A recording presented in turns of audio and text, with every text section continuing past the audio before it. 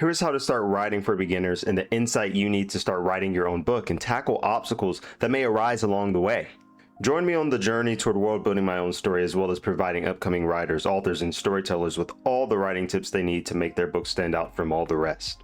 What is up, you muffin munching muggles? Welcome to Fiction and Reality, where we help you, yes you, become the most devilishly gifted human that you know you are and that you knew you always could be. Alright, I swear I'm not being lazy this week, I swear, but hear me out. I just wanted to share some insight and advice that I've gained along my own personal journey of writing a high fantasy novel in hopes that it'll be of some aid to you and allow you to navigate the tumultuous journey of dotting that last I and crossing that last T. So, no writing tips videos this week. Listen, I am not your writing tip pig. I am a human being. Just start writing. If you even begin to conceive the notion of putting the pen to paper and ventured on the journey toward writing a novel and can't dispel the swarm of ideas that are furling in your head, then put the pen to paper. The process is long and enduring, but if you're committed to that craft, if there's one thing I can tell you, that tunnel of light begins to loom closer and closer into view with each passing day. You may not know where to start, and that's fine. If you don't feel safe drafting your exposition just yet, then there's no shame in starting an outline. It's how I first started structuring my story when I began undergraduate. The beauty in this is that you don't need to have the full picture yet. In fact, you may not have a partial one, and that's okay. I started drafting my outline with the idea of a secret bloodline alien race crashing on Earth with some sacred artifact and with some boy with knightly prestige pursuing it. The tale spun into something of a journey of the oppressed versus the oppressed, involving factions and whatnot. But right now, my novel is anything but that. The world, the characters, and the journey all shifted on its axis before I even began writing the first line. You just need an idea and, more importantly, the resolve to sketch it out in free form. I have a motto which I live by, and I would invite you to adopt it. The direction of progress is forward. Once you start a journey, especially one you have an undying passion for, then you have an obligation to finish it. Once you start, you must finish. So just start. Start messy, start unsure, start with nothing but a vague idea and a handful of words, but start. Let your thoughts spill out and evolve. Let the story become what it's meant to be. Because at the end of the day, progress is measured by the steps you take, not how many times you stumble taking a stride. Write without fear, shape your world one word at a time, and never look back. You owe it to yourself to see it through. The direction of progress is forward, so take that first step and keep going. One of the things I first struggled with when beginning my writing journey was these feelings of inadequacy. You know, the feeling that you get when you think you're just not enough and just not up to the task. Can I write a 500-page book? How long will it take? How much resolve will I need? Is my writing style even good enough? The best way I found to counter this was through the application of discipline. Your desire and passion must burn brighter than your fear of fault, and your thoughts must be moved to words. Your words must be moved to action. Step by step, you'll find that the angst fizzles away as the pages grow in size. Also, improving is a long-term journey, and mastery, just like Rome, is not built in a day. If your journey is anything like mine, the longer you delve into your story and the more robust your pages grow, you'll find your writing style begin to take on a more refined and rigid shape. Personally, I'm able to look back at some of the pages of my novel that I first laid into years ago, and the writing looks completely astronomically novice to me.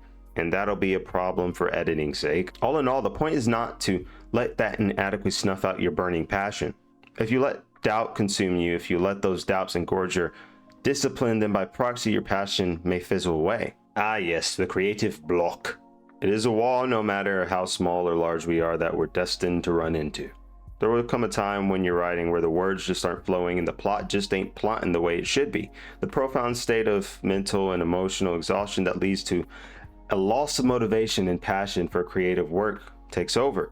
That, my friends, is called burnout. You don't want to neglect your emotional and physical limitations for the sake of producing, especially when the result is a fragmented plot and septic word salad. It's okay to step away for however long you need to.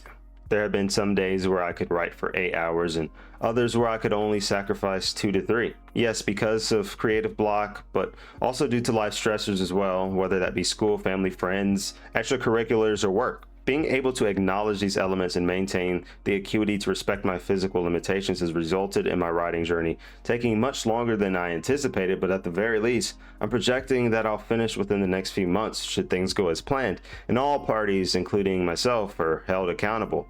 For you, that block may mean you stepping away for an hour, or setting a timer for breaks in between, or delving into another form of free writing, outlining, or kicking your feet up with your pup and watching some good old trash TV. So when the block gets hot and it feels like every word you write is tangled in a mess of doubt and exhaustion, remember that it's okay to pause. It's okay to let your mind breathe and your spirit recover. Creative block isn't a defeat, it's just a sign that you're human. Take the time you need, rest, reflect, and let the world around you feed your imagination again. Creativity is a journey, not a sprint.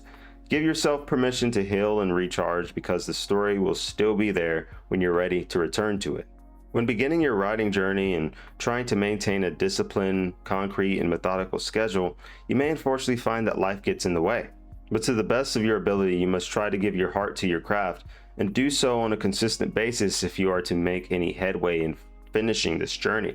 As I stated, the direction of progress is forward, and if you linger for too long, it's easy to be anchored by the clause of contentment. You may find constructing a schedule to be extremely helpful in maintaining discipline and having some sort of framework to draw from. There will be some days when you'll have to push through the boggy swamp and trudge toward the dreaming desk nesting your novel. You may not feel like picking up the pencil, or for that matter, opening the pages. But once you surmount the insurmountable and put the pen to paper, you may find yourself unable to escape your fantastical world. The journey of writing is not without its obstacles. Life will throw challenges your way, and the temptation to give in to complacency will always be lurking.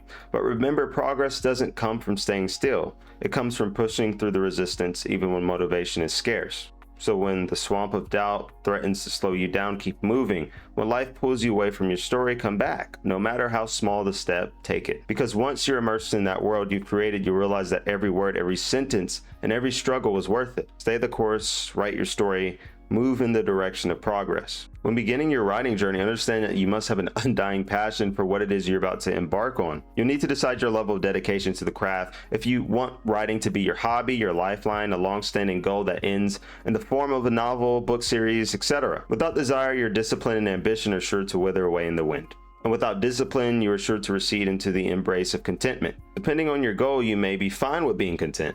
But if a long-standing goal is what you seek, then contentment with stagnation will be the bane of your creativity, the bane of your ambition, and the bane of your progress. So decide now, what does writing mean to you? Is it just a fleeting pastime, or is it a lifelong pursuit, a craft to be honed and mastered? Once you know your answer, commit to it. Embrace the struggle, the growth, and the moments when your passion feels like a distant ember.